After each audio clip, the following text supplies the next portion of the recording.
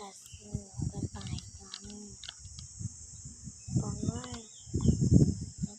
ก็มันก็เกือบว่ามึนๆเลยนะปึ๊บว้าว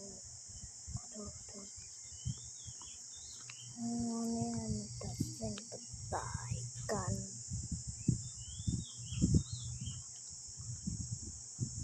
ก็นี่กระต่ายนี่ว่ากระต่ายมันก็สวยนะสักเท่าไหร่เพราะว่ามันไม่ค่อยสวย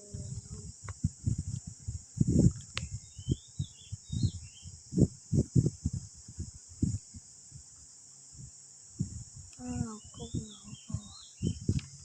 นะขอเราด้วย